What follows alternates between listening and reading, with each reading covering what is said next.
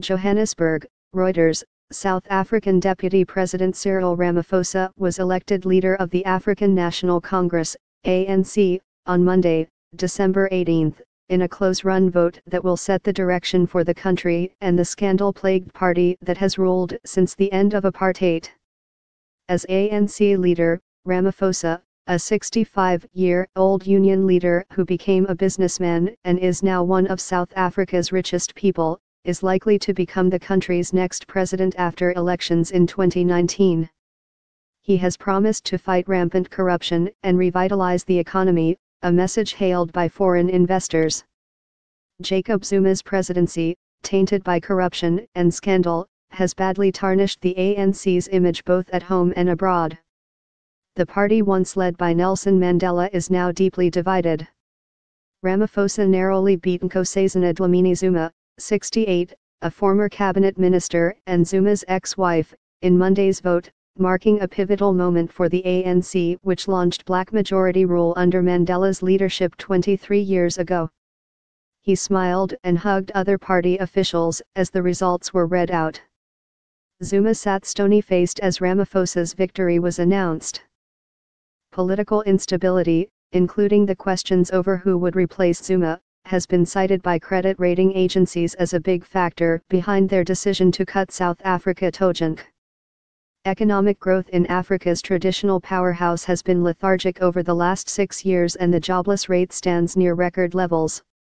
Zuma has faced allegations of corruption since he became head of state in 2009 but has denied any wrongdoing.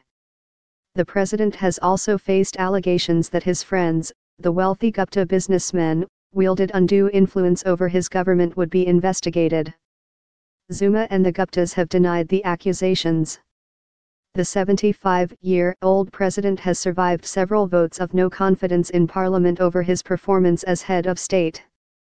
Dlamini Zuma, 68, the president's preferred candidate, had campaigned on pledges to tackle the racial inequality that has persisted since the end of white minority rule.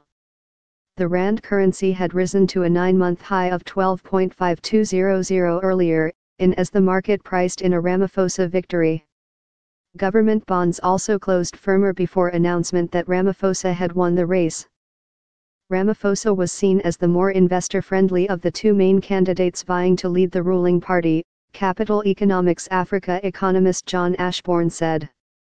During the campaign, he promised to clean up corruption within the ruling party and to work with businesses and labor to boost economic growth. In a boost to Ramaphosa, courts ruled last week that officials from some provinces seen as supporting Dlamini Zuma had been elected illegally and were barred from the conference.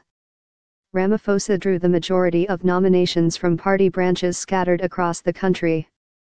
But the delegates are not bound by their branches when they vote at the conference. Muzi Maimane, the opposition leader, said in a statement, "Ramaphosa cannot save South Africa, only the voters can in 2019, in reference to the upcoming national elections." Analysts say the bitterness of the power struggle between Ramaphosa and Dlamini Zuma has increased the chances of the party will find it hard to set policy and could possibly split before the 2019 national election.